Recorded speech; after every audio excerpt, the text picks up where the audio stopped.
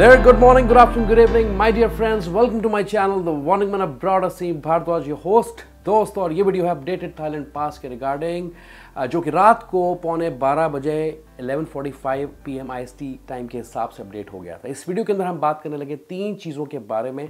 पहली तो चीज़ है एंट्री रिक्वायरमेंट्स कैसी हैं, दोबारा रिवाइज करते हैं इसके ऊपर। वैसे मैंने एक स्पेसिफिक वीडियो भी पहले बनाई थी, आप जाके देख सकते हैं, स्क्रीन पे भी फ्लैश कर रही है। इसके अलावा क्या डॉक्यूमेंट्स आपको अपलोड करने पड़ेंगे अब थाईलैंड पास पे, जो लोग वैक्सीनेटेड हैं या वैक्सीनेटेड नहीं हैं, along with the demo of the Thailand pass. तो डेमो भी हम देखने जा रहे हैं स्क्रीन पे, all in this video. Now this video is long but you can find chapters. I would advise you to watch this video completely. Stop the video and replicate the steps on the screen while filling out your application. ठीक है, तो आप video को pause करके अपनी application साथ साथ भर सकते हैं। ठीक है, यही मकसद है इस वीडियो का। अब यहाँ पे मैंने एक एरर नोटिस किया है थाईलैंड पास की साइट पे, जहाँ सेक्शन है जहाँ मेडिकल कवरेज आपको अपलोड करनी पड़ती है। वहाँ पे लिखा हुआ है, ऊपर लिखा है मेडिकल एक्सपेंस कवरेज ऑफ $10,000, नीचे लिखा है मिनिमम कवरेज ऑफ $20,000। तो घबराएं ना, कंफ्यूज ना हो। जो मिनिमम रिक्वायरमेंट है इंश्योरेंस की वो $10,000 ही रहेगी। Okay, minimum. बात करते हैं, शुरू करते हैं एंट्री रिक्वायरमेंट से। तो जो लोग वैक्सीनेटेड हैं, no pre departure testing is required in the case, no on arrival test is required. घर से कोई टेस्ट करा के नहीं चलना है, ऑन अराइवल एयरपोर्ट पे कोई टेस्ट नहीं होगा। हाँ, इंश्योरेंस आपके लिए मैंडेटरी है, जिसकी मिनिमम कवरेज होनी चाहिए $10,000 की। थाईलैंड पास आपको भरना पड़ेगा। अगर आप वैक्सीनेटेड नहीं हैं, if you manage to present an RT-PCR report, तो कोई भी ऑन अराइवल टेस्ट आपके केस में नहीं होगा, क्वारंटीन आपको नहीं करेंगे। इंश्योरेंस कवरेज आपको जो है वो लेनी पड़ेगी मिनिमम $10,000 की। थाईलैंड पास आपको भरना पड़ेगा और RT-PCR रिपोर्ट जो आप करा के चलेंगे इंडिया से, वो आपको अपलोड करनी पड़ेगी। ओके, अब यहाँ पे बात करते हैं कि क्या डॉक्यूमेंट्स हैं जो आपको लगाने हैं जो लोग वैक्सीनेटेड हैं। तो पहली चीज़ आपको अपलोड करना अपना पासपोर्ट, दूसरा सर्टिफिकेट ऑफ वैक्सीनेशन, तीसरा आपका प्रूफ ऑफ इंश्योरेंस जो कि मिनिमम $10,000 का होना चाहिए। जो लोग वैक्सीनेटेड नहीं है, नॉट फुली वैक्सीनेटेड, उनको पासपोर्ट अपना अपलोड करना है, प्रूफ ऑफ इंश्योरेंस दिखानी है $10,000 की, negative RT-PCR report with validity of 72 hours, 3 दिन की या 72 घंटों की आपको अपलोड करनी है थाईलैंड पास पे। ठीक है, अब उन लोगों की बात करते हैं। यहाँ पे क्या है कि पहले 3 प्रोग्राम्स थे, टेस्ट एंड गो, सैंडबॉक्स और ऑल्टरनेटिव क्वारंटीन। अब यहाँ पे 2 प्रोग्राम्स हैं, जिन लोगों को क्वारंटीन करना है और जिन्हें क्वारंटीन नहीं करना है। जिन लोगों को क्वारंटीन करना है उनकी भी बात कर लेते हैं। उनको पासपोर्ट अपलोड करना है, थाई वीज़ा उनको चाहिए, उनके पास पेड होटल रिजर्वेशन होनी चाहिए ऑल्टरनेटिव क्वारंटीन होटल्स के अंदर, और 15,000 या $500 का डिपॉजिट उन्हें यहाँ पे पे करना पड़ेगा। आई डोंट नो व्हाई, पर ये लिखा है यहाँ पे। और RT-PCR भी उनके प्रीपेड होने चाहिए और एयरपोर्ट ट्रांसफर्स भी उनके कवर्ड होने चाहिए, जो भी पैकेज वो लेने जा रहे हैं। ओके, और हाँ, इंश्योरेंस कवरेज आपको भी चाहिए $10,000 की। अब काफ़ी लोग मुझसे सवाल कर रहे हैं कि पहले से ही कर रहे थे कि क्या फ़्लाइट्स बुक करनी ज़रूरी हैं, क्या होटल्स बुक करने ज़रूरी हैं एडवांस में थाईलैंड पास भरने से पहले।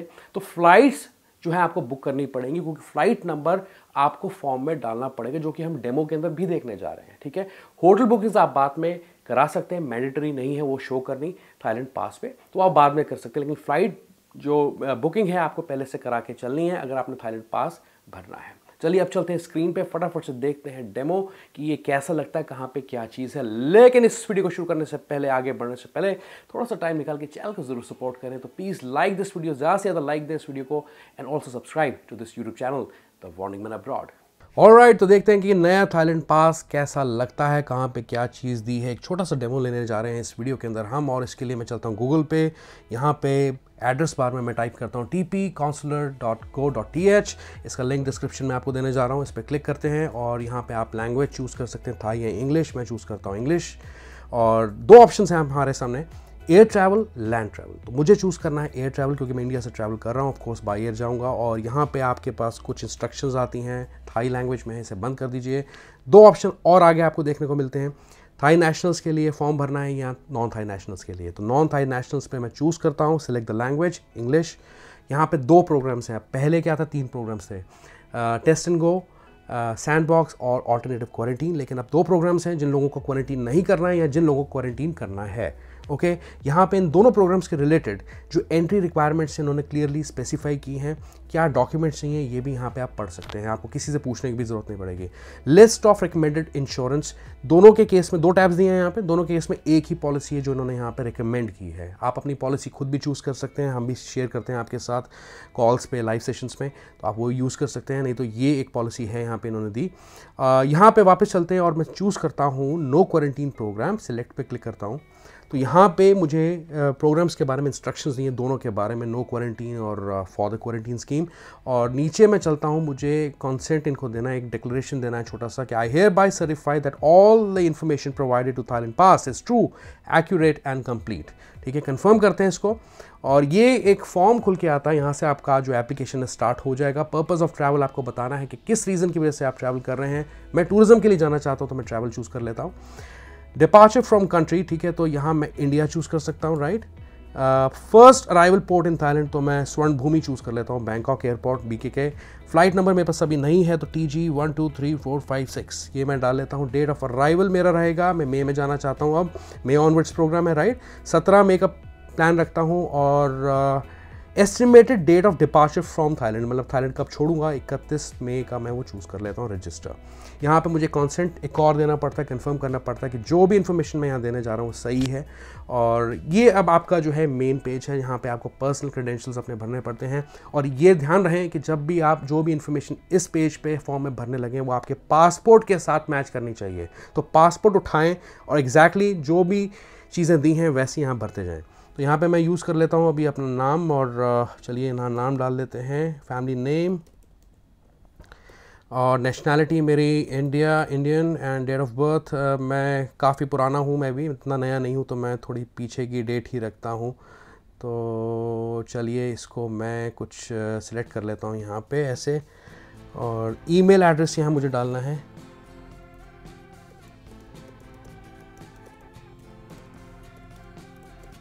ठीक है, ईमेल एड्रेस कंफर्म करें।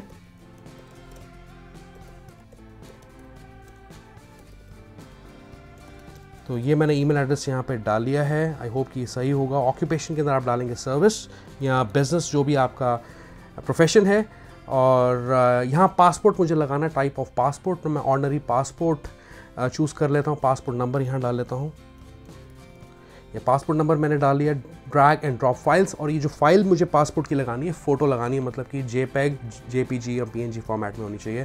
तो यहाँ मैं पासपोर्ट चूज़ कर लेता हूँ। मैंने डमी फाइल्स कुछ बना के रखी हैं ऑलरेडी, तो आप देख सकते हैं ये अटैच हो गई है। और कोई इन्फॉर्मेशन डालनी, information of dependent children under 18 years old, तो आप ऐड मोर करके ऐड कर सकते हैं उनकी इन्फॉर्मेशन, यहाँ पे पासपोर्ट के डिटेल्स डाल सकते हैं। नहीं तो मैं नेक्स्ट पे क्लिक करता हूँ, इंडिविजुअल एप्लीकेशन को रखते हुए सामने। और यहाँ पे मुझे डालना है आप इन्फॉर्मेशन, यहाँ ध्यान से पढ़ें, इन्फॉर्मेशन ऑन कोविड-19 वैक्सीनेशन और RT-PCR क्वारंटीन मेजर्स में अप्लाई, ठीक है।